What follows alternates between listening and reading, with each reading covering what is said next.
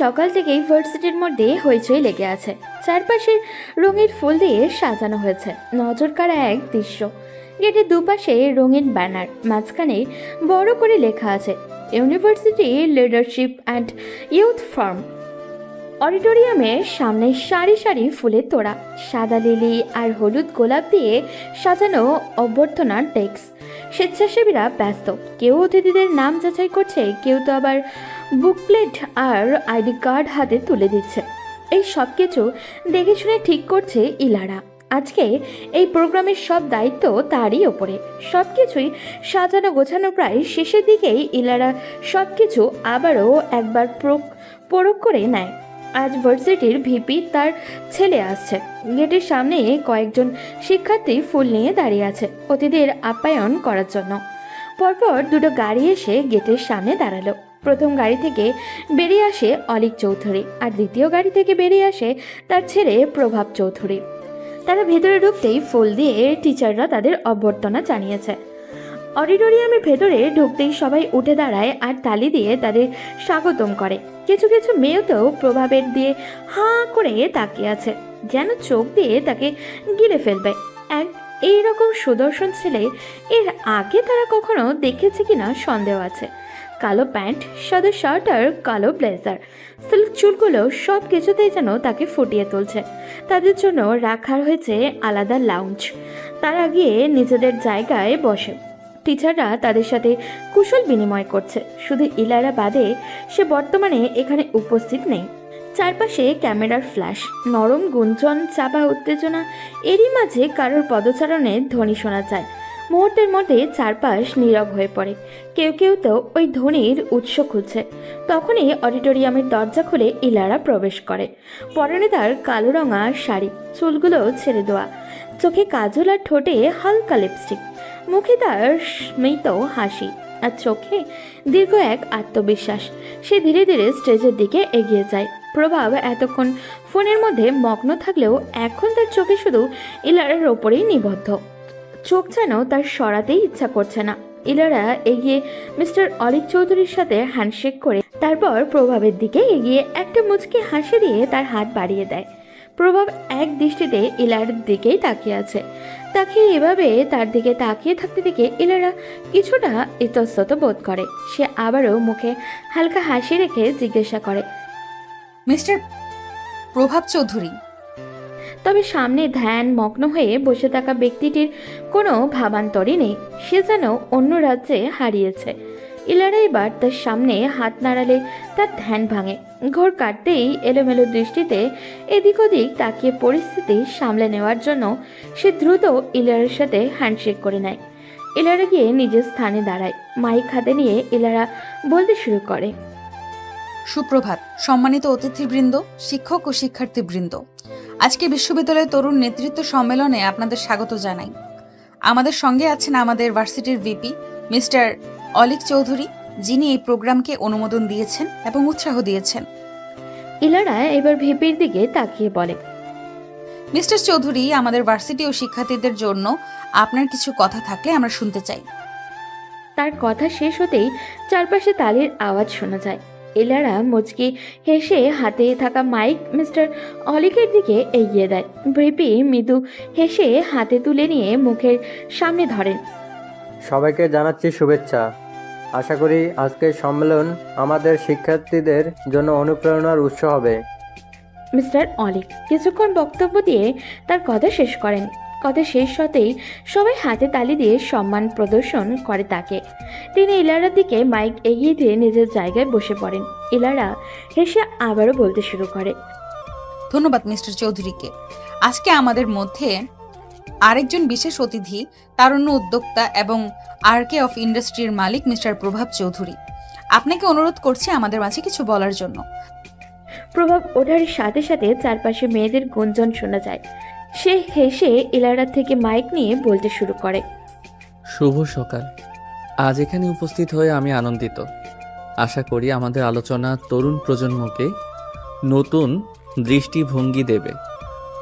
আমি সংক্ষিপ্ত কথা বলবো এবং চেষ্টা করব আপনাদের প্রশ্নের উত্তর দেওয়ার জন্য। প্রভাবের বক্তব্য শেষে আরও অনেকে বক্তব্য দেয়। প্রায় ঘন্টা খানেক বাদে অনুষ্ঠান শেষ হয়। আজ অনেকখানি ধকল গিয়েছে তার উপরে। এখন বাড়ি গেলেই সে বাঁচা জানো। তাই দ্রুত হাতে ইলারা যখন তার কাজগুলো গুছিয়ে রাখবে, তখনই পেছন থেকে এক পুরুষালী কণ্ঠস্বর ভেসে আসে তাকে উদ্দেশ্য করে। মিস ইলারা, এলারা ঘুরে তাকায় পেছনে। স্বল্প পরিচিত মুখটা দেখে স্মৃত হেসে কিছুটা উচ্ছ্বাসের সহিত বলে ওঠে, আরে মিস্টার প্রভাব চৌধুরী যে। ইফ ইউ ডোন্ট মাইন্ড আপনি আমাকে শুধু প্রভাবই ডাকতে পারেন। আচ্ছা ঠিক আছে, আপনি কি কিছু বলতে চাইছেন মিস্টার প্রভাব? আসলে আজকের অনুষ্ঠান খুব নাইসলি পরিচালনা করেছেন আপনি। সব কিছু খুব পরিপাটি ছিল। ধন্যবাদ আপনাকে। আমি খুশি যে আপনার অনুষ্ঠানটা পছন্দ হয়েছে। এই সব কিছু আমার একার না, আমার পুরো টিম আমাকে সহযোগিতা করেছে, এই জন্যই আমরা ভালো পারফরমেন্স করতে পেরেছি। দ্যাটস ট্রু, কিন্তু অ্যাঙ্কারের ভূমিকা ঠিক না হলে পুরো প্রোগ্রামটা এলোমেলো হয়ে যায়। আপনার প্রশ্নগুলো আলোচনা ধরে রাখতে সাহায্য করেছে। এলারা কিঞ্চিত হাসে। এলারা নোট কার্ডটা টেবিলে রেখে রয়ে শুয়ে সোজা হয়ে দাঁড়ায়। নিজ দায়িত্বকে বরাবরই শখ হিসেবে পূরণ করে সে। এবারও তার ব্যতিক্রম হয়নি কিছুই। আমি চেষ্টা করেছি যেন বক্তারা শুধু কথা না বলেন, শিক্ষার্থীরাও যেন নিজেদের জায়গাটা খুঁজে পায়। প্রভাব এক নজরে কিছুক্ষণ তাকিয়ে থেকে বলে, এই চিন্তাটা আমার ভালো লেগেছে। বেশিরভাগ প্রোগ্রামেই বক্তারা সামনে থাকে, শিক্ষার্থীরা শুধু শ্রোতা হয়ে যায়। এলারা শান্ত স্বরে কথার প্রেক্ষিতে হেসে বলে, বিশ্ববিদ্যালয় মানে তো শুধু শোনা না, প্রশ্ন করা ও শেখা। কথাটি শুনে প্রভাব মুখে হাসি আনে স্মৃত। মেয়েটা বেশ ভালোই গুছিয়ে কথা বলতে পারে। আপনি তো শুধু দায়িত্ব পালন করেননি, প্রোগ্রামের উদ্দেশ্যটাও ধরে রেখেছেন। দায়িত্বটা আমার ছিল, আমি শুধু সেটা ঠিকভাবে করার চেষ্টা করেছি। দুজনের কথার মাঝখানে একজন গার্ড সেখানে উপস্থিত হয়। স্যার, আপনাকে আপনার বাবা ডাকছে। ঠিক আছে, তুমি যাও, আমি আসছি। গার্ড চলে যেতেই প্রভাব ইলারার দিকে তাকিয়ে বলে, আপনার সাথে কথা বলে ভালো লাগলো মিস ইলারা। আই হোপ আমাদের আবার দেখা হবে। ধন্যবাদ, আপনার সাথেও কথা বলে ভালো লাগলো। প্রভাব মাথা নেড়ে সেখান থেকে চলে যায়। ইলারাও নিজেদের কাজ শেষ করে বাড়ির উদ্দেশ্যে বেরিয়ে পড়ে। তবে সে জানতে পারে না, একটি হৃদয়ে আজ থেকে তার অপরিকল্পিত প্রেমের দেওয়ালে ছন্দিত হবে শুধু তারই নাম। চতুরতা কম ক্ষেত্রে যতই হোক, বাড়ি ফিরলে যেন সকল আলসেমি থেকে ধরে মেয়েটাকে। সেই যে দুপুরে ভার্সিটি থেকে ফিরে ঘুম দিলেও তারপর সন্ধ্যে 7টা। মাত্রই ঘুম থেকে উঠে ফ্রেশ হয়েছে। ড্রয়িং রুমে গিয়ে দেখে তার মা বাবা বসে গল্প করছে। সে গিয়ে তার মায়ের পাশে বসে তার কোলে মাথা রাখে। তার মা মিসেস রুমানা বেগম এবং বাবা মিস্টার আফজাল। মিসেস রুমানা মেয়েকে নামতে দেখে কিচেন থেকে 1 কাপ ধোয়া ওঠা গরম চা নিয়ে আসে। ইলারা হাতে চায়ের কাপটি দিয়ে ধীরে কণ্ঠে শুধায়, কিরে মা, শরীর খারাপ লাগছে তোর? না আম্মু, শুধু মাথাটা ব্যথা করছে। আয়, আমি মাথাটা টিপে দেই, ভালো লাগবে। ইলারা চিত্তজোড়ানো একখানা হাসি দিয়ে মায়ের কাছে আরেকটু এগিয়ে বসে। মা মেয়ের এমন কাণ্ড দেখে মিস্টার আফজাল সাহেব হেসে ফেলে। আজকে তোমার প্রোগ্রাম কেমন গিয়েছে? সবকিছু ভালোভাবে হয়েছে আব্বু। কালকে তোমার বড় বোন আসবে। কথাটা ইলারার কানে যেতেই সে লাফিয়ে উঠে বসে আর বিস্ময়ে বলে, কি আপু আসবে? কোনো সমস্যা? না আব্বু। ইলারা আর কিছু না বলে নিজের রুমে চলে যায়। ইলারার এরকম কাণ্ড কারখানা দেখে তার মা বাবা কিছুটা অবাক হয়। ইলারার রুমে গিয়ে দ্রুত তার বোনকে কল দেয়। ইলারার বোন ইলমা সুলতানা। কয়েকবার রিং হতেই ইলমা কল রিসিভ করে। হ্যালো, আপু তুই কালকে আসবি? কি ম্যাডাম, খবর পেয়ে গেছেন? রে, ওই তোর ওই বিচ্ছু দুইটাকে রেখে আসবি? কেন রে, ফাইজ আর ফাইজা তোকে খুব মিস করছে। আমাকে কতবার করে বলছে খালামণিকে দেখব। আমি আবার কালো মানুষ, আমাকে দেখা লাগবে না। ইলমার কথা শুনে ইলমা হেসে দেয়। ইলারা কিছু বলতে যাবে তার আগেই ফোনের উপাস থেকে বাচ্চাদের আওয়াজ শোনা যায়। ইলারার আর বুঝতে বাকি থাকে না, এরা তার বোনের বাচ্চা ফাইজ আর ফাইজা। দুজনের বয়স 5 বছর এবং তার দুজনেই যমজ। ফাইজ জোরে জোরে বলতে শুরু করে। মিমি মিমি তুমি আছো? ফাইজ আর ফাইজা তাকে মিমি বলেই ডাকে। আছি তো বিচ্ছু। তুমি আমাকে বিচ্ছু বললে কেন? বিচ্ছুকে বিচ্ছু ডাকবো না তো কি ডাকবো শুনি? আমাকে বিচ্ছু ডাকলে কিন্তু তোমাকে বিচ্ছুর মতো কামড় দিব। না বাবা, আর ডাকবো না বিচ্ছু। একবার যে কামড় দিয়েছিলি এখনো দাগ আছে। মিমি, আমরা আসলে কিন্তু তোমার রুমে ঘুমাবো। আমার রুমে আগে অনুমতি নিতে হবে।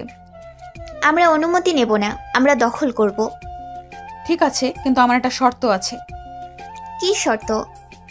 দুষ্টুমি করা যাবে না আর আমার জিনিসে হাত দেওয়া যাবে না। ফাইজ আর ফাইজা একসাথে বলে ওঠে। ঠিক আছে মিমি। দেখি এবার আমাকে ফোনটা দাও, আমি আমার বোনের সাথে একটু কথা বলি। ইলমার সাথে কিছুক্ষণ কথা বলার পর ইলারা ফোন রেখে দেয়। সকালে নরম আলো জানলা দিয়ে ঢুকছে। ক্লাসরুমের ভেতরে হালকা গুঞ্জন, সবাই নিজেদের মতো পড়া গুছিয়ে নিচ্ছে। এলারা ধীর পায়ে ক্লাসরুমে ঢোকে। পর্ণদার হালকা আকাশি রঙের শাড়ি, চোখে স্বাভাবিক দৃঢ়তা। Good morning everyone. Good morning ma'am. সবাই টেস্টের জন্য প্রস্তুত তো? জি ম্যাম। আমি খাতা দিচ্ছি, তোমরা পাশ করে দাও। ক্লাসের শেষে ঘন্টা বাজার সাথে পরীক্ষাও শেষ হয়। ইলারা খাতা গুছিয়ে ডেস্কের সামনে দাঁড়িয়ে পড়ে। রেজাল্ট তোমরা কালকে পেয়ে যাবে। ক্লাস থেকে বের হয়ে ইলারা টিচার রুমে গিয়ে নিজের জায়গায় বসে পড়ে। ইয়েলা ম্যাম, আজ কেমন গিয়েছে আপনার টেস্ট? ভালো হয়েছে। ইলারা কয়েকটি কাগজ কেটে বাকিগুলো রেখে অন্য ক্লাসের উদ্দেশ্যে টিচার রুম থেকে বেরিয়ে পড়ে। ক্লান্তি ভরা শরীর নিয়ে ইলারা বাসায় প্রবেশ করে। তাকে দেখে ফাইজ আর ফাইজা দৌড়ে আসে। তারা দুপুরের দিকেই এসেছে। ইলারা গিয়ে সোফায় বসে। রান্নাঘর থেকে তার মা তার জন্য লেবুর শরবত বানিয়ে নিয়ে আসে। তার দিকে গ্লাস এগিয়ে দিতে দিতে বলে, তোমরা মিমিকে এখন জ্বালিও না, মিমি এখন অনেক ক্লান্ত, তোমাদের সাথে পরে খেলবে। সমস্যা নেই আম্মু, আমি ঠিক আছি। মিমি, আমাদের জন্য চকলেট এনেছো?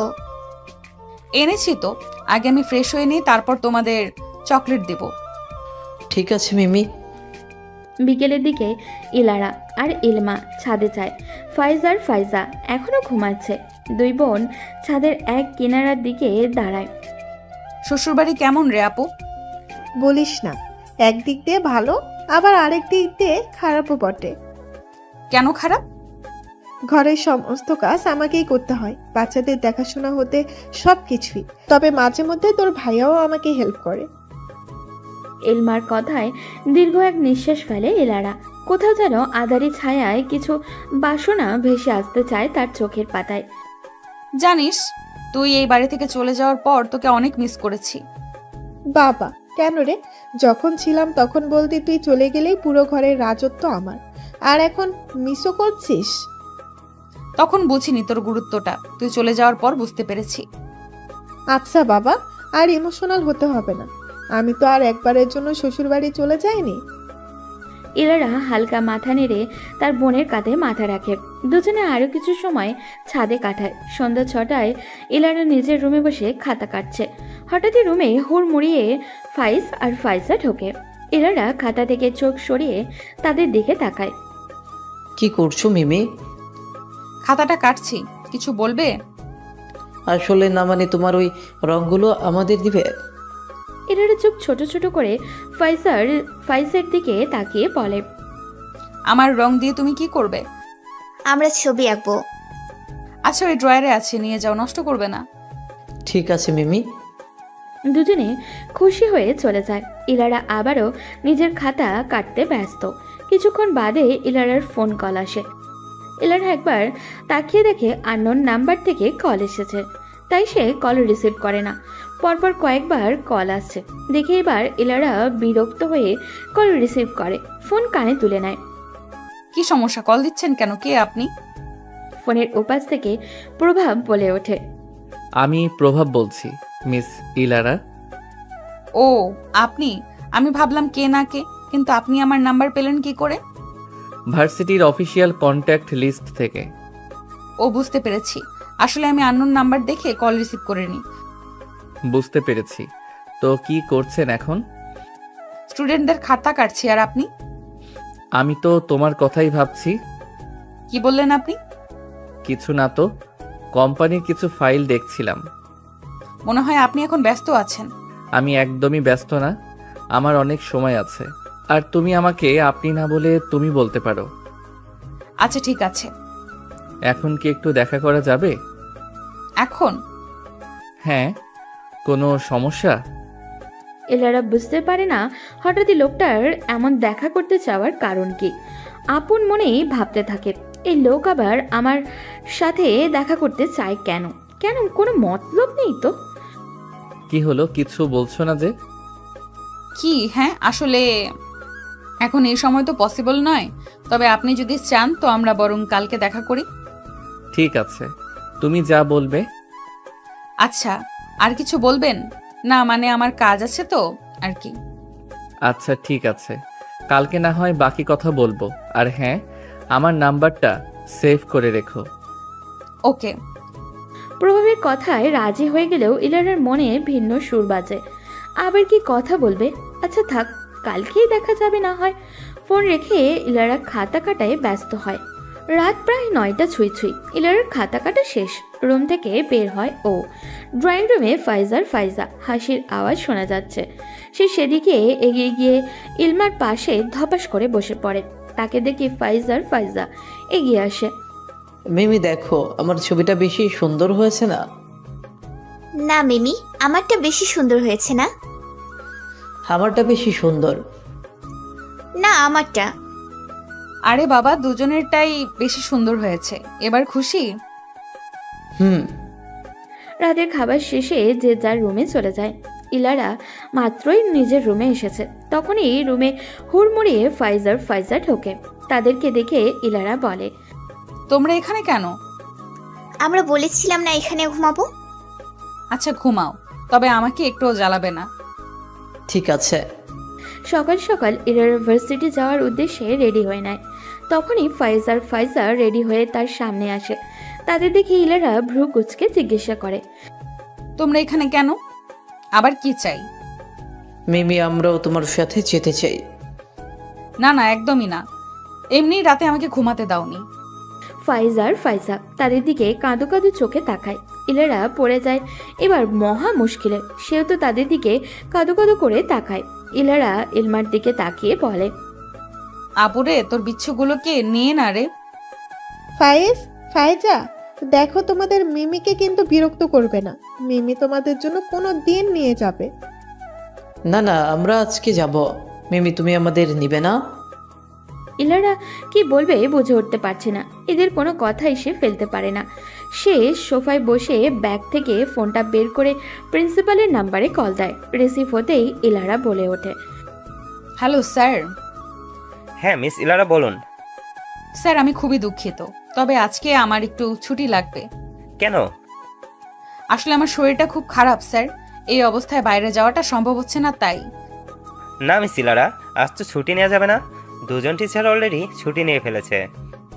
ইলারার করুণ স্বরে বলে, স্যার আমার ছুটিটা খুব জরুরি লাগবে, অনেক অসুস্থ স্যার। তোমার গলার আওয়াজ শুনে মনে হচ্ছে তোমার অবস্থা খুবই খারাপ। আচ্ছা ঠিক আছে, ছুটি দিয়ে দিলাম। তবে যত তাড়াতাড়ি সম্ভব ভার্সিটি জয়েন করবেন মিস ইলারা। ঠিক আছে স্যার। ফোন রেখে ইলারা ফাইজার দিকে তাকায়। তারা আগে থেকেই তার দিকে তাকিয়ে আছে। মিমি তোমাকে ছুটি দিয়ে দিছে? ইলারা উপর নিচে মাথা নাড়ায়, যা দেখে ফাইজা খুশিতে লাফিয়ে ওঠে। সকালের নরম মিষ্টি রোদে পার্কটা ভরে আছে কোলাহলে। রঙিন বেলুন, হাসির শব্দ, দৌড়াদৌড়ি, সব মিলিয়ে জায়গাটা যেন জীবন্ত।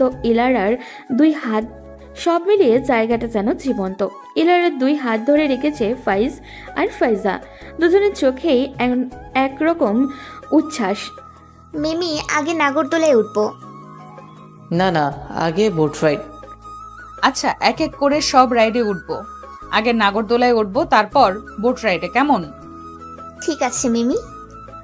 নাগরদোলায় ওঠার সময় ফাইজা ভয়ে ইলারার হাতটা শক্ত করে ধরে। ফাইজ সাহসী হবার ভান করে বলে, তুই ওঠার আগেই ভয় পেয়ে গেলি, আর আমি একটুও ভয় পাইনি। কিন্তু রাইড শুরু হতেই দুজনে চিৎকারটা কে দেখে আর। একে একে তারা সব রাইড শেষ করে। পার্কের একপাশে বেঞ্চে বসে ফাইজ হাঁপাতে হাঁপাতে বলে, মিমি আমার খুব ক্ষুধা লেগেছে। ওই দেখো মিমি, ওখানে আইসক্রিম আছে, চলো আইসক্রিম খাবো। তোমাদের না ক্ষুধা লেগেছে? আগে কিছু হালকা খেয়ে নাও, তারপর আইসক্রিম খেও। তিনজনে একটা রেস্টুরেন্টের ভিতরে ঢোকে। রেস্টুরেন্টটা শান্ত আর একদম পরিপাটি। এরা বাচ্চাদের বসে খাবার অর্ডার দিয়ে আসে। কিছুক্ষণ পর একজন হেসে তাদের খাবার দিয়ে যায়। খাওয়া শেষ হতেই এলারা বেল দিয়ে বেরিয়ে আসে। এখন তার উদ্দেশ্য কিভাবে বাড়ি যাবে। মিমি দেখো, ওই যে আইসক্রিম। তুমি বলেছিলে না আইসক্রিম কিনে দিবে? তোমার পেটে জায়গা আছে আইসক্রিম খাওয়ার জন্য? ফাইজ তার পেট দেখিয়ে বলে, অনেক জায়গা আছে। এলারা আর কি বা করবে, বাধ্য হয়ে বাচ্চাদের আইসক্রিমের দোকানের সামনে নিয়ে যায়। মামা, 2টা আইসক্রিম দান তো। ফাইজা আইসক্রিম পেয়ে তো অনেক খুশি। তখনই পেছন থেকে কেউ বলে ওঠে, মিস ইলারা। এলারা যে মুহূর্তের মধ্যেই জমে যায়। কে ডাকে তাকে? ভার্সিটির কেউ হলে তো জায়গায় ধরা। আল্লাহ আল্লাহ আল্লাহ করে পেছনে তাকায় সে। পরক্ষণেই প্রভাবকে দেখে সে একটু শান্ত হয়। তার যেন প্রাণটাই বেরিয়ে যাচ্ছে। যে মিথ্যা বলে সে ছুটি নিয়েছে, এখন কারোর সামনে পড়লে তার রক্ষে নেই। শুনেছি আপনি নাকি অসুস্থ। আপনাকে কে বলেছে? ভার্সিটি গিয়েছিলাম, ওখান থেকে জেনেছি আপনি নাকি অসুস্থ। এখন তো দেখছি আপনি পুরোই সুস্থ। না মানে আসলে আমি ওই আম্মু বাসায় যাবো, চলো। ইলারা যেন আকাশ থেকে পড়েছে। এই বিচ্ছুগুলো কি বলে এসব? যার তার সামনে এভাবে পচাচ্ছে কেন তারা তাকে? মিস ইলারা, আপনি ম্যারিড, আপনার দুটো বাচ্চা আছে, আগে তো বলেননি একবারও। ইলারা কিছু বলতে যাবে, তার আগেই ফাইজ বলে ওঠে, তুমি জানতে না আমার আম্মু ম্যারিড যে? মিস ইলারা, এটা কি সত্যি? আর এদের বাবা কে? ইলারা বলার মতো কোনো ভাষাই খুঁজে পাচ্ছে না। কি বলবে না বলবে সব যেন গুলিয়ে যাচ্ছে ওর। আম্মু বাড়ি যাবো, চলো। প্রভাব আর কিছু বলতে পারে না। তার আগেই ফাইজা ইলারাকে টেনে নিয়ে যায়। গোধূলিতে সন্ধ্যা নেমেছে অনেক আগেই।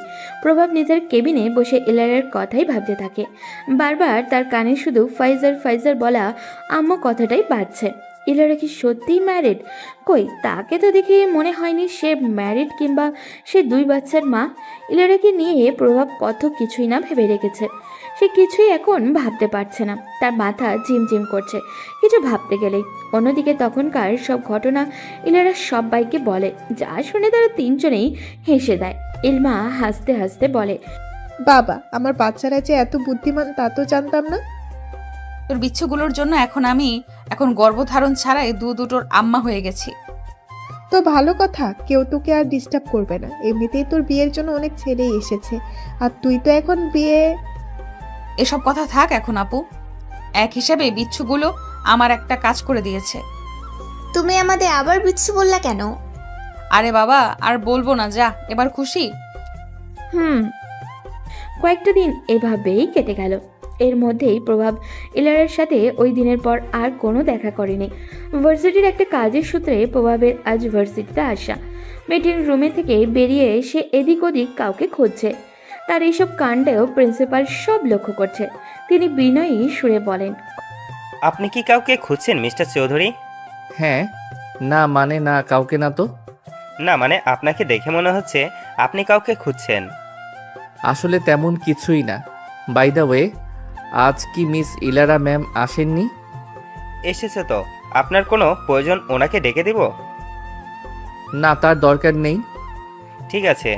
করিডোর দিয়ে হাঁটতে হাঁটতে প্রভাব ভাবে একবার ইলারার সাথে দেখা করবে ও আরেকবার ভাবে করবে না। হঠাৎই কারোর সাথে ধাক্কা লাগতেই প্রভাব সামনে তাকায়।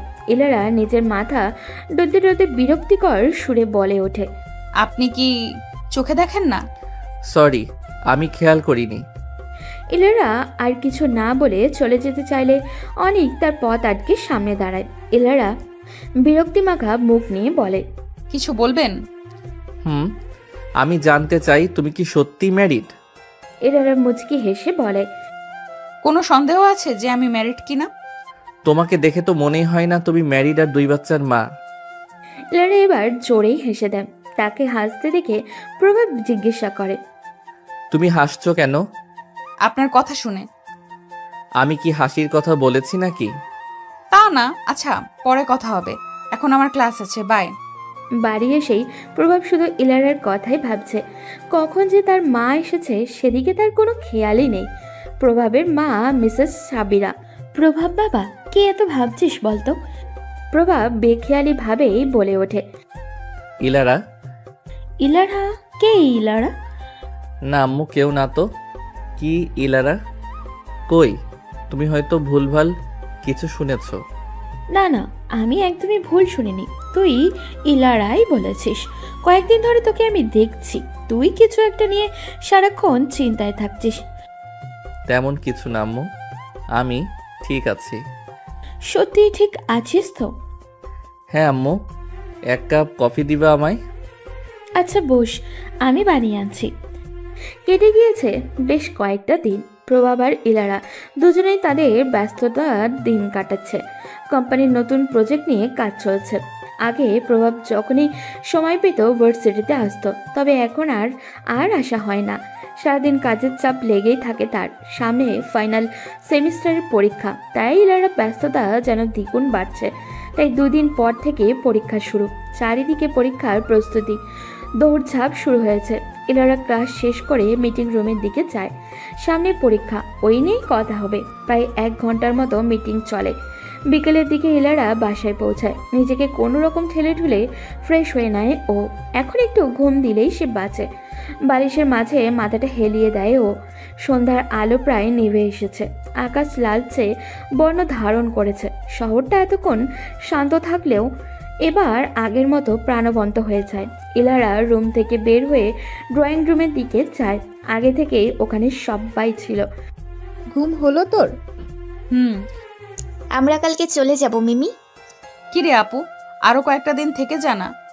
না রে, অনেক দিন ছিলাম। তুই প্রত্যেকবার এরকম করিস। আচ্ছা বাবা, পরের বার আসলে বেশি দিন থেকে যাব। আচ্ছা। সকালবেলা ঘুম থেকে উঠেই ভার্সিটির উদ্দেশ্যে তৈরি হয় ইলারা। আজ থেকে ফাইনাল সেমিস্টারের পরীক্ষা শুরু, তাই ব্যস্ততা যেন ইলারাকে ছাড়তেই চাইছে না। ছিমছাম একটা শাড়ি পেন আপ করে গায়ে জড়িয়ে নিল ইলারা। ড্রয়িং রুমে এসে সদর দরজার দিকে এগোতেই শোনা গেল ইলারার মা রুমানা বেগমের কথা। এই ইলারা, নাস্তা না করে কই যাস? এদিকে আয়, নাস্তা করে যা। মায়ের দিকে তাকিয়ে তাড়াহুড়ো করে ইলারা বলে, না আম্মু, আমি বাইরে থেকে হালকা কিছু নাস্তা করে নেব, এখন না, ভার্সিটির দেরি হয়ে যাচ্ছে, আমি যাচ্ছি এখন। ইলারার কথা শুনে ডাইনিং টেবিলে বসা ইলারার বাবা মিস্টার আফজাল সাহেব ইলারার উদ্দেশ্যে বলেন, না মা, বাইরে থেকে খাওয়ার দরকার নেই, অস্বাস্থ্যকর খাবার সব, তুমি বাড়ি থেকেই খেয়ে যাও, বেশি দেরি হবে না। বাবার কথা শুনলো ইলারা। বাধ্য মেয়ের মতো ডাইনিং টেবিলের সামনে গিয়ে বাবার পাশের চেয়ারটা টেনে বসলো। তাড়াহুড়ো করে অল্প কিছু নুডলস খেয়ে বেরিয়ে পড়লো ইলারা। হল ডিউটি শেষ করেই টিচার্স রুমে যায় ইলারা। নিজের বরাদ্দকৃত জায়গায় বসে 1 গ্লাস পানি খেয়ে নিল ও। হঠাৎ ইউনিভার্সিটির পিয়ন ইলারাকে উদ্দেশ্য করে বলে ওঠে, ম্যাম, আপনার একজন স্যার ডাকতেছে বাইরে। পিয়নের দিকে তাকিয়ে হালকা হেসে ইলারা বলল, আসছি। বলেই চেয়ার ছেড়ে উঠে দাঁড়ালো ইলারা। পিয়নের সাথে হাঁটা ধরল বাইরে যাওয়ার উদ্দেশ্যে। মনে মনে ভেবে নিল হয়তো ভার্সিটির কোনো স্যার তাকে ডাকছেন। বাইরে যেতেই দেখা মিলে প্রভাব চৌধুরীর সাথে। সেই মুহূর্তেই পাশ থেকে পিয়ন বলে ওঠে, এই স্যারটাই ডেকেছিল আপনাকে। বলে স্থান ত্যাগ করে পিয়ন প্রভাবের সামনে গিয়ে দূরত্ব বজায় রেখে দাঁড়ায় ইলারা। এই সময়ে প্রভাবকে দেখে কিছুটা অবাক হয় ইলারা। ঠোঁটের কোণে হালকা হাসি রেখায় ইলারা বলে ওঠে, আরে মিস্টার প্রভাব চৌধুরী যে, তাই এই সময় আমাকে ডাকার উদ্দেশ্য কি? প্রভাবের দিকে একটু ভালো করেই তাকায় ইলারা। পেটানো দেহ, কালো প্যান্ট, কালো শার্ট, কালো রঙের কোট পরিহিত এক সুদর্শন পুরুষ সে। গাল ভর্তি চাপদাড়ির মাঝখানে আড়ালে একটা মুচকি হাসি লেগে থাকে প্রায়। হঠাৎই ইলারার মনে হলো লোকটি এক কথায় সুদর্শন। ওনার গার্লফ্রেন্ড জিতেছে ভাই। ভাবনার মাঝেই প্রভাব হালকা হেসে বলে, কোনো উদ্দেশ্য ছাড়া কি আপনাকে ডাকা যায় না মিস ইলারা? উপস, সরি, আপনি তো মিস না, মিসেস হবেন। প্রভাবের প্রথম কথাটা উদ্দেশ্যে ইলারা বলে ওঠে, না মানে উদ্দেশ্য তো থাকতেও পারে, তাই বললাম আর কি। স্বাভাবিকভাবেই প্রভাব বলে উঠল। আপনার কাজ কি শেষ? এখন কি চলে যাওয়া যাবে? প্রভাবের দিকে এক পলক তাকিয়ে অপেক্ষা করতে বলে আবারও পেছন ফিরে হাঁটা ধরল ইলারা।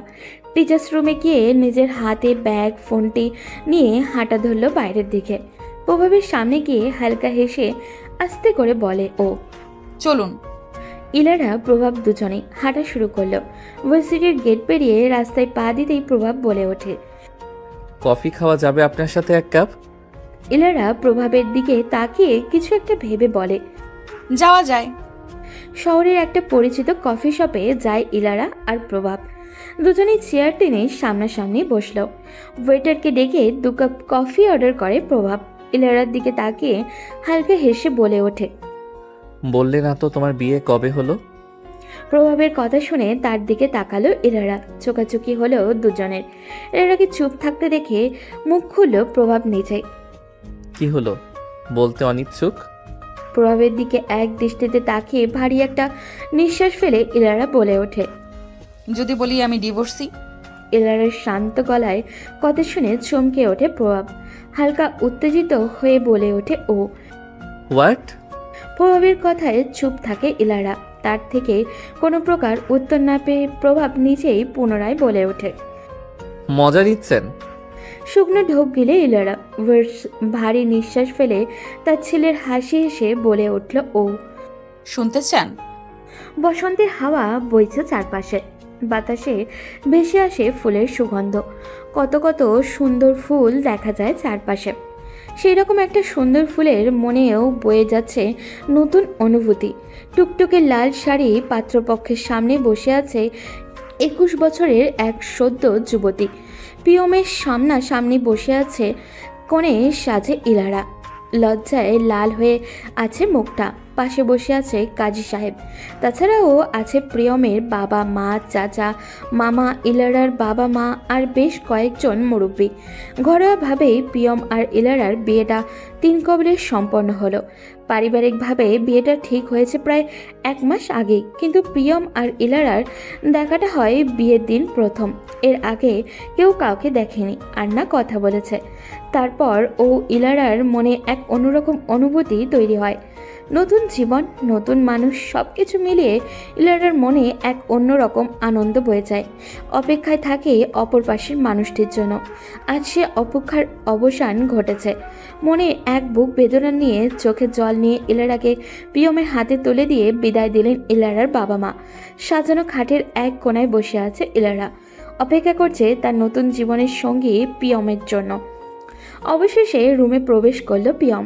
রুমেই বসে বিছানার এক পাশে বসে থেকে একটা বালিশ নিয়ে লাইট অফ করে সোফায় শুয়ে পড়ে। অবাক চোখে তাকিয়ে থাকে ইলারা। আস্তে করে বলে ওঠে, আপনি বিছানায় ঘুমাবেন না? অন্যদিক ফিরে প্রিয়ম বলে ওঠে, আমি যেমন তেমন মেয়ের সাথে ঘুমাই না। আপনি বিছানায় ঘুমান, আমি না হয় সোফায় ঘুমাই। পর মুহূর্তেই শোনা গেল প্রিয়মের ঝাঁঝালো কণ্ঠ, এই মেয়ে চুপ করো তো, তোমার মতো মেয়েদের এত নাটক দেখার সময় নেই আমার, যত সব নাটক। ইলারা হালকা অবাক হয়। কিছু বলতে গিয়ে আবারও বলল না। একরাশ দুঃখ নিয়ে খাটের এক কোণায় শুয়ে পড়ল সে। কেটে যায় 2 মাস ইলারার বিয়ের 10 দিন পরে গ্রামের বাড়িতে চলে যায় ইলারার শ্বশুর শাশুড়ি। বাসায় শুধু ইলারা আর প্রিয়ম সকালে ঘুম থেকে উঠে বাড়ি থেকে বেরিয়ে পড়ে। আবার রাতে 12টা সাড়ে 12টা বাজে তখন ফিরে এসে কিছু না খেয়ে সোফায় শুয়ে পড়ে। এরা কিছু বলবে, প্রিয়ম বলে বাইরে থেকে খেয়ে এসেছি। এরপর ইলারাও আর কিছু না বলে নিজের মতো শুয়ে পড়ে। কারণ কিছু বলতে গেলেই প্রিয়মের যেমন তেমন ভাষার ঝাড়ি মেরে ওঠে। ইলারার আর ভালো লাগছে না এখানে। মাকে কলে একদিন প্রিয়মের এত অবহেলার কথা বলেছে ইলারা। তার মা শান্ত স্বরে কেবল বলেছে, কিচ্ছু হবে না, একটু মানিয়ে নে, পরে ঠিক হয়ে যাবে। তারপর ইলারা আর কিছু বলেনি। কিন্তু যত দিন যায় তত যেন প্রিয়মের অবহেলা আরও বাড়তে থাকে। মাঝে মাঝে ড্রিঙ্কসও করে আসে। শর্টে বিভিন্ন জায়গায় লিপস্টিকের দাগ লেগে থাকে। মাতাল হয়ে এসে ইলারার গায়ে হাত তোলে। এই সব কিছুই নীরবে সহ্য করে যায় ইলারা। অনেক কিছু বলার থাকলেও ও মুখ ফুটে কিচ্ছুটি বলে না। মনে যন্ত্রণা, অভিমান নিয়েই দিনরাত কাটিয়ে দেয়। একদিন হঠাৎই রাতের 2টায় ইলারার বাসার দরজায় বেল বাজে।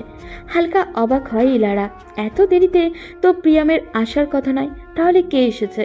কিছুটা ভয় পায় ইলারা, তারপরও মনে সাহস নিয়ে দরজা খুলে। দরজা খুলতেই দেখা মেলে প্রিয়ম ও তার গা ঘেঁষে দাঁড়ানো একটি মেয়ে।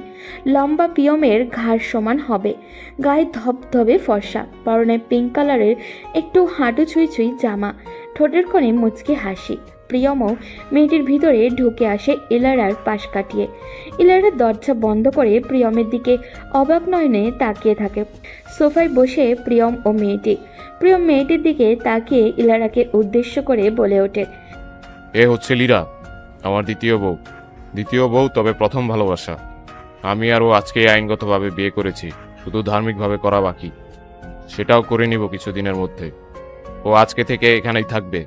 তোমার থাকতে ইচ্ছে হলে থাকতে পারো, আর যদি চলে যেতে চাও তাহলে চলে যাও। থাকলে কোনো সমস্যা হবে না, 3 বেলার ভাত পেয়ে যাবে। হ্যাঁ, আমি আর পিয়ম 2 বছর আগে থেকেই রিলেশনে আছি, কিন্তু পিয়মের বাবা মা জোর করে ওকে তোমার সাথে বিয়ে দিয়ে দিয়েছে, কিন্তু আমরা আজই বিয়ে করে নিয়েছি। আর তুমি চাইলে এখানে থাকতে পারো, আমার কোনো সমস্যা নেই। সারাদিন ঘরের কাজ করবে আর 3 বেলা খাবে। ইলারার চোখ বেয়ে পানি ঝরছে। এমনটাও তো চায়নি সে তো অন্য মেয়েদের মতো একটা সুন্দর সংসার চেয়েছিল। ডান হাতের উল্টো পিঠ দিয়ে চোখের পানি মুছে দীর্ঘশ্বাস ছেড়ে প্রিয়মের উদ্দেশ্যে বলে ওঠে ও, ভালো থাকবেন আপনারা। এই একটি কথা বলেই বাসা থেকে বেরিয়ে পড়ে ইলারা। শূন্য মস্তিষ্ক নিয়ে রাস্তার এক পাশ দিয়ে হেঁটে যাচ্ছে। কিছুদূর আসতেই একটা সিএনজি পেয়ে গেল ইলারা। নির্দিষ্ট একটা ঠিকানা বলে উঠল সিএনজিতে। সিএনজি থেকে নেমে নিজের বাড়ির ভেতরে প্রবেশ করে ও। বাবা মা অবাক হয়ে তাকিয়ে আছে। এত রাতে ইলারা হঠাৎ এখানে?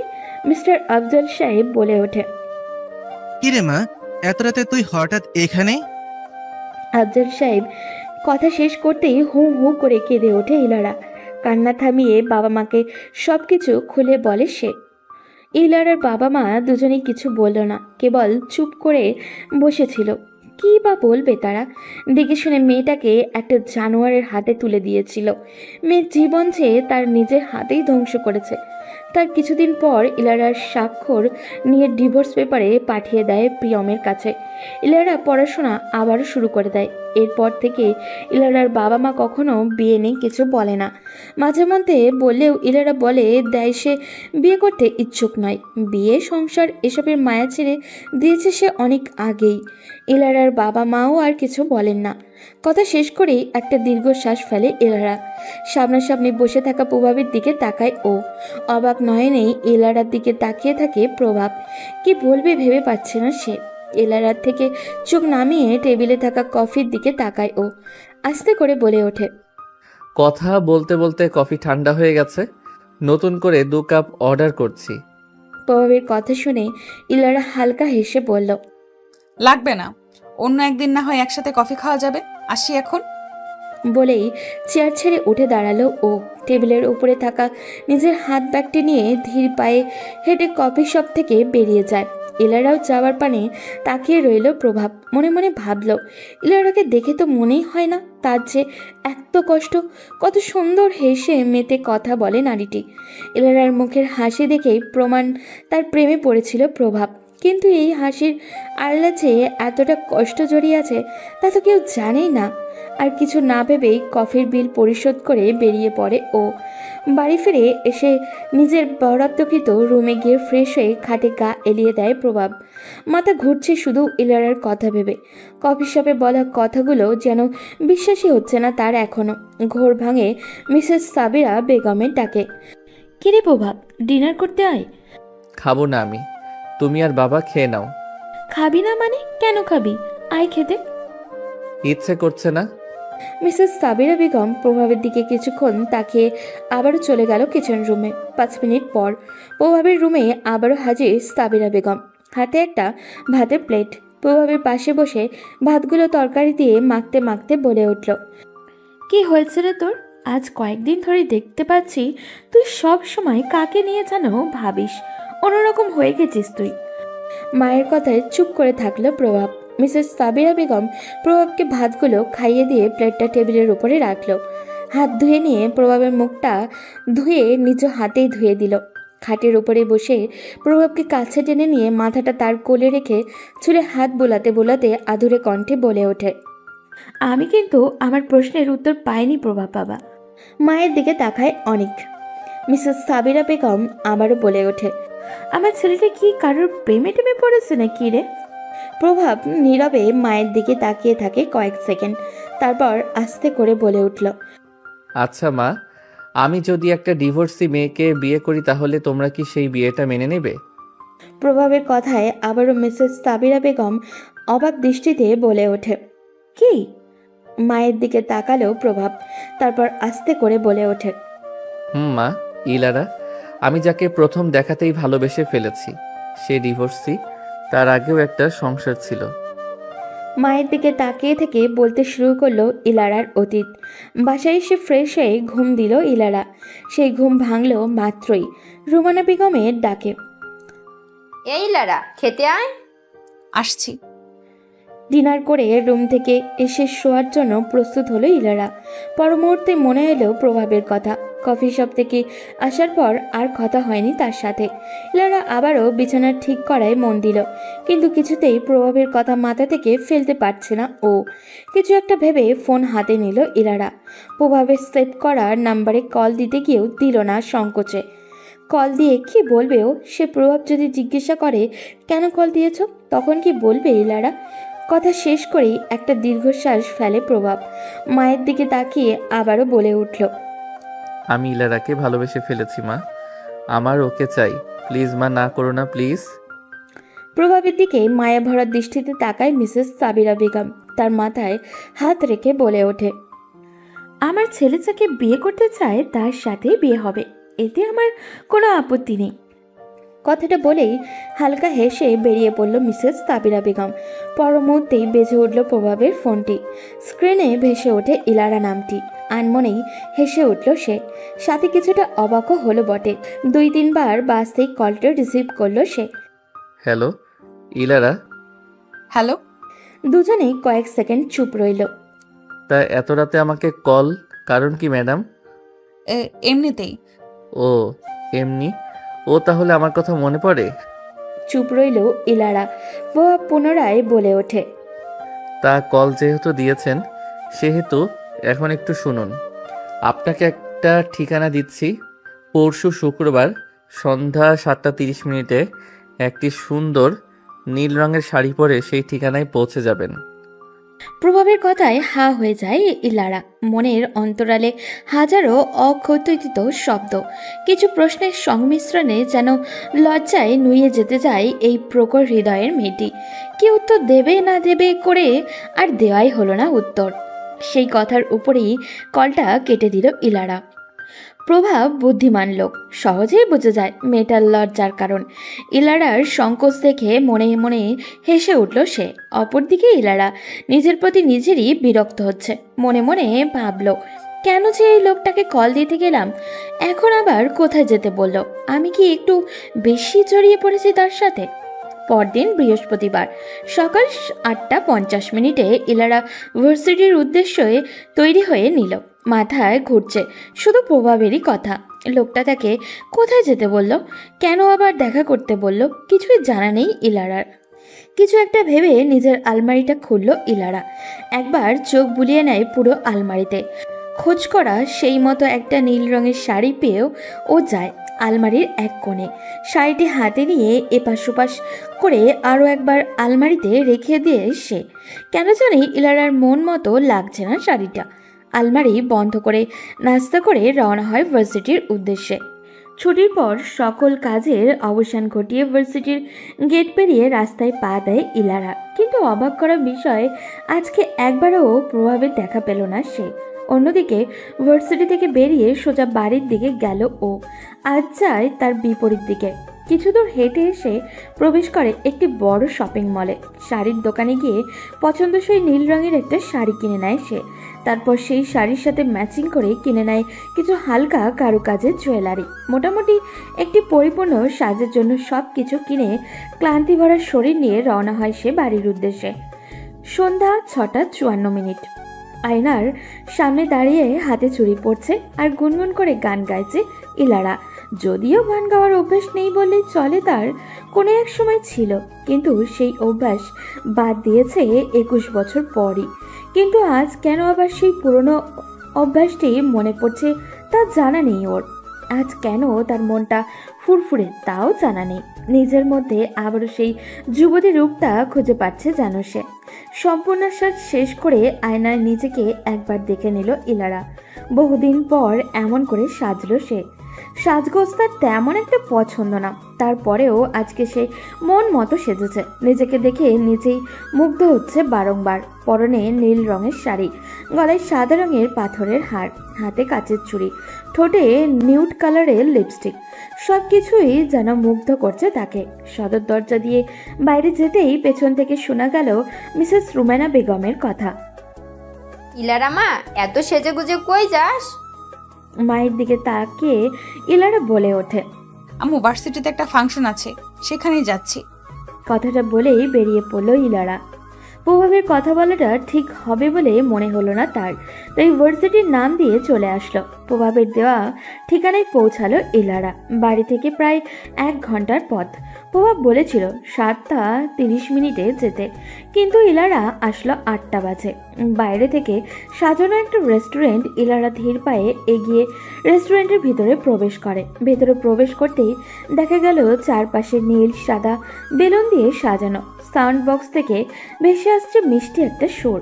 চারপাশে চোখ বুলিয়ে সামনে তাকাতে দেখা মেলে প্রভাব চৌধুরী। সাদা শার্ট, কালো কোট পরিহিত লোকটি এগিয়ে আসছে ইলারার দিকেই, হাতে একটা লাল গোলাপের তোড়া। প্রভাব ধীর পায়ে এগিয়ে এসে ইলারার সামনে গিয়ে হাঁটু গেড়ে বসে বলে, তোমাকে যেদিন প্রথম দেখেছি সেদিনই ভালোবেসে ফেললাম।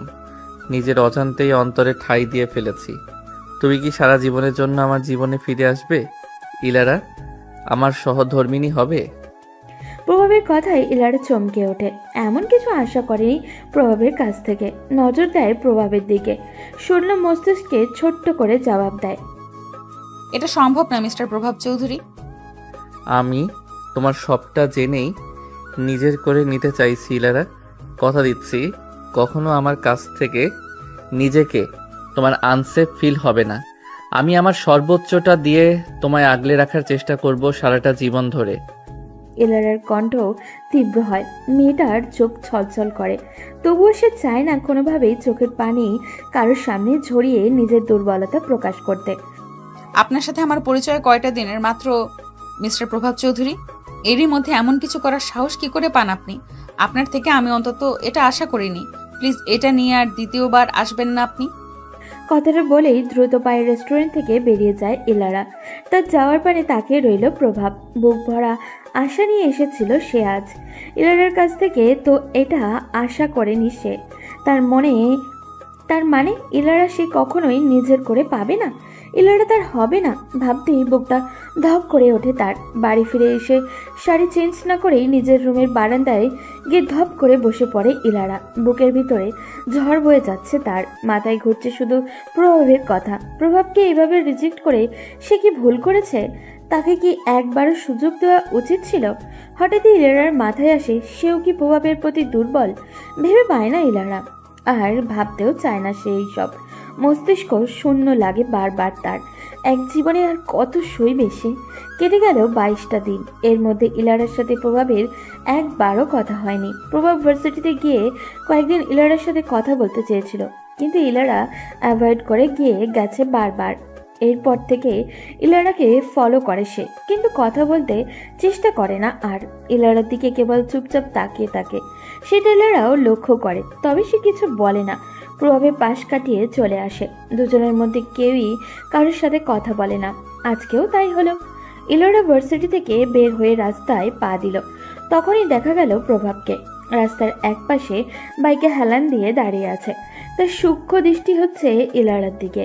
করুণ চোখে কেবল তাকিয়ে আছে ইলারার দিকে, যেন তাকে বহু বছর দেখেনি সে। মুখে আগের মতো সেই হাসিটা আর নেই। আগের মতো ইন করা শার্ট, প্যান্ট, কালো রঙের কোট, এইসব কিচ্ছু নেই। গায়ে মেরুন কালারের ছিমছাম একটা শার্ট, শার্টের উপরে দুটো বোতাম খোলা। শক্তপোক্ত বলবান দেহ যেন আজ ক্লান্তির ছাপ। মুখে কেবল কোমলতা, শান্তি ভরা চোখ নিয়ে সে কেবল দেখে যাচ্ছে এক রমণীকে। ইলারার দিক থেকে দৃষ্টি সরায় না প্রভাব, এক নজরে দেখে যাচ্ছে ওকে। প্রভাবের দিকে একবার তাকিয়ে আবারও চোখ নামিয়ে নিল ইলারা।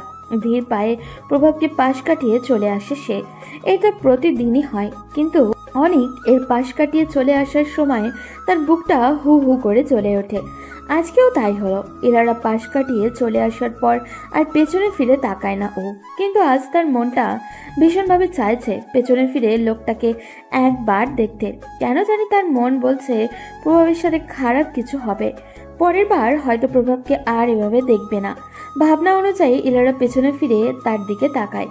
ইলারার মস্তিষ্ক ঠাঁই না দিলেও ওর মনটা ভীষণভাবে চাইছে লোকটাকে একবার দেখতে। পেছন ফিরে প্রভাবের দিকে তাকিয়ে দেখতে পায় সে ঠিক আগের ন্যায় তাকিয়ে আছে। কয়েক সেকেন্ড তাকিয়ে থেকে চোখ ফিরিয়ে ইলারা পা বাড়ালো নিজের গন্তব্যে। রাত 2:54। প্রভাবের চোখে বিন্দু পরিমাণ ঘুম নেই। তার মনে ঘুরছে শুধু ইলারার কথা। দোতলা ছাদের এক কোণায় রেলিং ঘেঁষে দাঁড়িয়ে আছে সে। গায়ে সাদা রঙের পাতলা একটি টি শার্ট। এক দৃষ্টিতে তাকিয়ে আছে আকাশের জলজল করা গোল আকৃতির চাঁদের দিকে।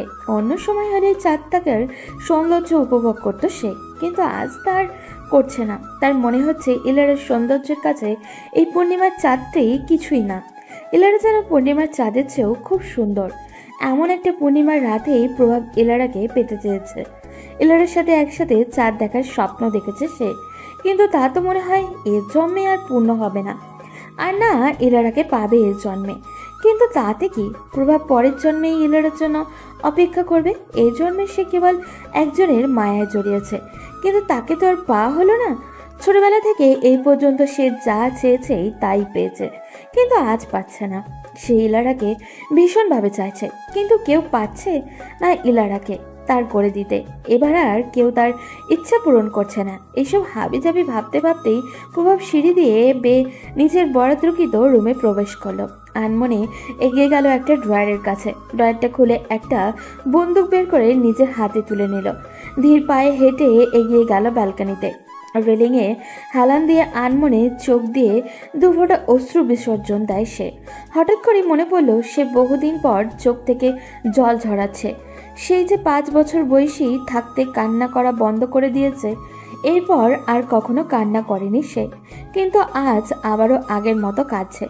30 বছর বয়সী প্রভাব আজ আবারও কান্না করছে। এটাই হয়তো তার শেষ কান্না। হঠাৎই প্রভাব গম্ভীর কণ্ঠে আস্তে করে বলে ওঠে, আই লাভ ইউ ইলারা। আমি তোমায় ভীষণ ভালোবাসি। আমার ভালোবাসা মিথ্যে নয় ইলারা। আমি আজ পর্যন্ত কোনো মেয়ের মায়ায় জড়াইনি, শুধু তুমি ছাড়া। তোমার মায়ায় আমি খুব বাজেভাবে পড়ে গেছি। তুমি বোঝোনি আমার ভালোবাসা। আমি তোমায় বোঝাতে চেয়েছিলাম, কিন্তু তুমি বুঝতে চাওনি। সব পুরুষ এক হয় না ইলারা। আমি পিয়মের মতো নই। পিয়ম তোমাকে ভালোবাসেনি, কিন্তু আমি তো তোমায় ভালোবাসি। তুমি কি পারতে না আমাকে একটা সুযোগ দিতে? কেন তুমি আমার ভালোবাসার মূল্য দাওনি ইলারা? তুমি চাইলেই তো আমাদের একটা সংসার হতো, কিন্তু তুমি তো চাওনি। ভালো থেকো ইলারা। তোমার জীবন থেকে প্রভাব নামক মানুষটি মুছে যাবে, আসবে না, চলে যাচ্ছে সে তোমার জীবন থেকে। শুধু তোমার জীবন থেকে নয়, পুরো পৃথিবী থেকে চলে যাচ্ছে। তবে একটা কথা মনে রেখো ইলারা, এই প্রভাব চৌধুরীর ভালোবাসা মিথ্যে ছিল না।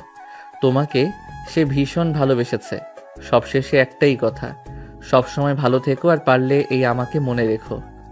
কথাটা শেষ হওয়ার সাথে সাথেই বিকট শব্দে বন্দুক থেকে একটা গুলি বের হয়ে ঠেকল প্রভাবের শরীরে। লাল রক্তে ভিজে একাকার হয়ে যায় প্রভাবের সাদা রঙের টি শার্টটা। ঘড়ির কাঁটা 4টা ছুঁই ছুঁই। তারপরেও ইলারার চোখে ঘুম নামছে না। বিছানার এপাশ ওপাশ শুধু ছটপট করছে সে। কেমন জানি অস্থির লাগছে তার। এতক্ষণ কাঁদতে কাঁদতে বালিশ ভিজিয়ে ফেলেছে ও। কান্না করার কারণটা ইলারার নিজেরও অজানা। ভার্সিটি থেকে আসার পর শুধু প্রভাবের কথাই মাথায় ঘুরছে। যতই যাচ্ছে তাকে ভুলে যেতে, ততই আরও বেশি করে মনে পড়ছে ওর। হঠাৎই শোয়া থেকে উঠে দাঁড়ায় সে। এগিয়ে জানলার পর্দা সরিয়ে জানলা খুলে দিল। সঙ্গে সঙ্গেই দমকা হাওয়া এলোমেলো হয়ে গেছে ইলারার চুল। বাতাসের তীব্র গতিতে তার গায়ের ওড়না, চুল সব কিছু উঠছে। হঠাৎই তীব্র আওয়াজে বাজ পড়ল। ইলারার বুঝতে বাকি রইল না যে বাইরে ঝড় হচ্ছে। কিছুক্ষণ নীরবে বাইরের দিকে তাকিয়ে রইল সে। বাতাসের সাথে সাথে শরীরে কম্পন দিয়ে উঠছে তার, কিন্তু ওইদিকে কোনো খেয়াল নেই ইলারার। এক নজরে বাইরের তীব্র ঝড় দেখছে সে। তার কাছে যেন এই ঝড় কিছুই না, তার মনে তো আরও দ্বিগুণ বেগে ঝড় বয়ে যাচ্ছে, কিন্তু সেটা কি কেউ দেখেছে? ইলারাও দেখছে না, সে কেবল অনুভব করছে। ইলারা এই মুহূর্তে ভীষণভাবে প্রভাবকে দেখতে ইচ্ছা করছে। তার মন বলছে লোকটাকে ওই দিন এভাবে রিজেক্ট না করলেও পারত সে, তাকে একবার সুযোগ দেওয়ার উচিত ছিল তার। ভাবতে ভাবতেই হু হু করে কেঁদে উঠল ইলারা। বাইরেও ঝুম বৃষ্টি নেমেছে। বৃষ্টির আওয়াজের কারণেই ইলারার কান্নার আওয়াজ শোনা গেল না। এক নাগাড়ে বৃষ্টি হলো প্রায় 1.5 ঘন্টা। কান্না করতে করতে ইলারা কখন ঘুমিয়ে পড়েছিল তা ওর জানা নেই। জানলার পাশে বসেই ঘুমিয়ে পড়েছিল সে। হঠাৎই টেবিলের ওপরে থাকা অ্যালার্ম ঘড়িটি বেজে উঠল। সঙ্গে সঙ্গে ইলারাও জেগে ওঠে। দেয়ালে ঝুলে থাকা ঘড়ির দিকে তাকিয়ে সময় দেখে নিল সে। সকাল 5:42 বাজে। বাইরের দিকে তাকিয়ে আবহাওয়া দেখে নিল সে। বৃষ্টি কমেছে। বসা থেকে উঠে দাঁড়ায় সে। এগিয়ে গিয়ে ঝুড়ি থেকে ব্রাশ তুলে নিয়ে তাতে পেস্ট লাগালো। সামনে থাকা আয়নার দিকে দৃষ্টি পড়তেই খেয়াল করলো তার চোখ দুটো লাল হয়ে আছে, চোখের নিচে কালো দাগ পড়ে গেছে। মনে মনে ভাবে চোখের নিচে কালি পড়াটা স্বাভাবিক, কারণ সে তো অনেক রাতই অঘুমে থাকে। ভার্সিটিতে গেল ইলারা। চারপাশের পরিবেশ শীতল, বৃষ্টি হচ্ছে না আর। ইলারা ভার্সিটির সামনে আজকে আর প্রভাবকে দেখল না। এতেই যেন তার মন অস্থির হয়ে পড়েছে।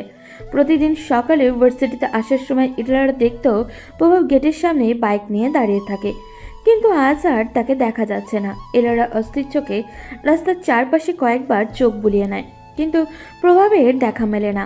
তার বাইকটাও দেখল না। অস্থির মন নিয়ে ভার্সিটি গেট পেরিয়ে ভেতরে প্রবেশ করলো ইলারা। টিচার্স রুমে পা দিতেই লক্ষ্য করে কিছু নিয়ে আলোচনা করছে অন্যান্য টিচাররা। সেদিকে মন দিল না সে। নীরবে নিজের বরাদ্দকৃত চেয়ারে বসলো। আলোচনার মধ্যে হঠাৎই মিসেস সুপ্তি ম্যাডাম অন্য টিচারের উদ্দেশ্যে বলে ওঠে, তা মিস্টার প্রভাব চৌধুরী এখন কোন হসপিটালে? কথাটি ইলারার কানে যেতেই ইলারা চমকে ওঠে। প্রভাব হসপিটালে মানে? সব টিচাররা ইলারার দিকে দৃষ্টি দেয়। ইলারা নিজেকে সামনে নিয়ে সুপ্তি ম্যাডামকে উদ্দেশ্য করে বলে উঠল, ম্যাম আপনি কার কথা বলছেন? কে হসপিটালে? তখনই মিসেস তিশা ম্যাম বলে ওঠে, ইলারা ম্যাম, আপনি জানেন না মিস্টার অলিক চৌধুরীর একমাত্র ছেলে প্রভাব চৌধুরী, তিনি তো হসপিটালে কাল রাতে নাকি সুইসাইড করতে চেয়েছিল। ইলারার মাথায় যেন আকাশ ভেঙে পড়ে। প্রভাব সুইসাইড করতে চেয়েছিল, কিন্তু কেন? তার চেয়েও বড় কথা, এখন তিনি কোথায়? শরীর কেমন আছে? হঠাৎই চেয়ার ছেড়ে উঠে দাঁড়ালো ইলারা। দ্রুত পায়ে হেঁটে টিচার্স রুম থেকে বেরিয়ে পড়ল। এগিয়ে গেল প্রিন্সিপাল স্যারের রুমের দিকে। স্যার? প্রিন্সিপাল স্যার চোখ তুলে তাকালো ইলারার দিকে। ইলারা ম্যাম যে, কোনো দরকার? স্যার আমার আজকে ছুটি লাগবে। ছুটি? কি কারণে? আসলে স্যার আজকে আমার শরীরটা ভীষণ খারাপ লাগছে। এই শরীর নিয়ে ক্লাস নেওয়া সম্ভব নয়, তাই আজকের জন্য ছুটি দিবেন স্যার? প্রিন্সিপাল স্যার একটু ভেবে বলে ওঠে, ঠিক আছে, সুস্থ হলে আসবেন। Okay sir. বলেই প্রিন্সিপাল স্যারের রুম থেকে বেরিয়ে পড়ল ইলারা। দ্রুত টিচার্স রুমে গিয়ে নিজের হাত ব্যাগটা নিয়ে একজন টিচারের কাছ থেকে হসপিটালের নাম জেনে নিল। তারপর ভার্সিটির গেট পেরিয়ে একটা অটো নিয়ে রওনা দিল হসপিটালের উদ্দেশ্যে।